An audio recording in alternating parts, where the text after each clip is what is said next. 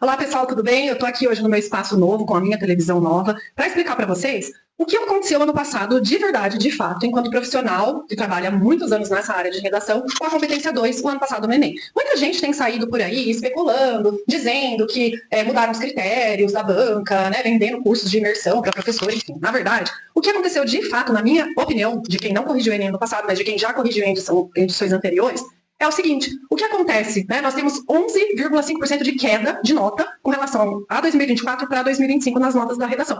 E nós temos, nesse contexto, o quê? Uma mudança do tema, tá? Então, ao invés de desafios, né? Que vinha caindo, era a palavra-chave aí que iniciava a frase temática, nós tivemos perspectivas sobre o envelhecimento, né, da população brasileira, certo? E isso não é sinônimo. Então, aqui eu preparei um slide para vocês irem enfrentando aí ao longo desse vídeo, tá? Perspectivas não é sinônimo de desafio, por quê? Porque desafios é uma palavra de tom pejorativo, de tom negativo, tá? É sempre um entrave, uma barreira. Aqui nós estamos falando de perspectivas, ou seja, de visões que você tem. Essas perspectivas podem ser tanto positivas, como também negativas, tá? Então, você poderia falar nessa redação, né, sobre perspectivas positivas, por exemplo, o acúmulo de conhecimento que a terceira idade traz, a reversão dos estereótipos, né, que está associada aí à terceira idade, que está acostumada a ficar sentada lá numa cadeira de balanço, tricotando, enfim, e que hoje é possível que essa terceira idade ela assuma outros papéis, outras funções.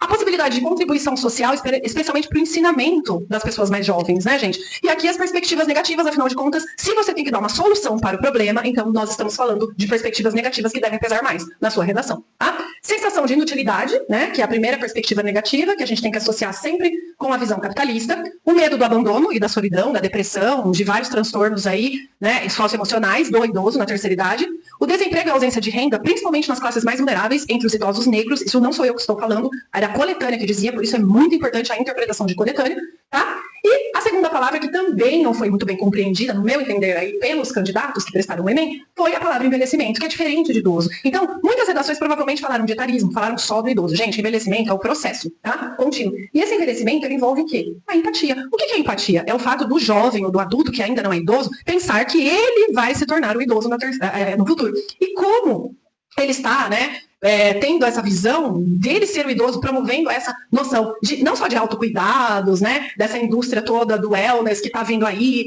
faça academia, se alimente bem, coma proteínas, suplementos, enfim, mas também com a questão das relações sociais, que são muito importantes, tá? E principalmente a relação entre jovens, tá, e idosos, que aí nós estamos trabalhando sob a perspectiva de um conflito geracional, entenderam? Bom, a visão do jovem, então, sobre o seu futuro, né? Essa noção de respeito à terceira idade, que muitas vezes o jovem não tem, né? Que se estabelece, como eu falei, o conflito.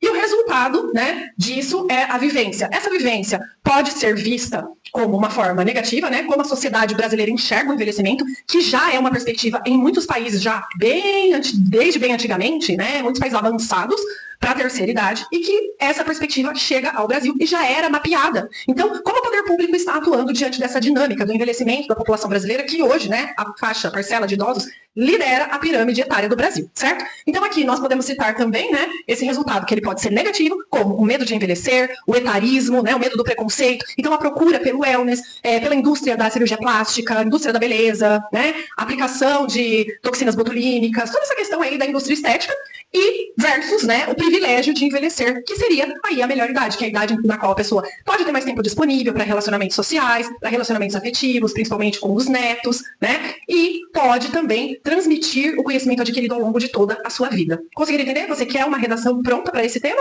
Então, me escreve aí.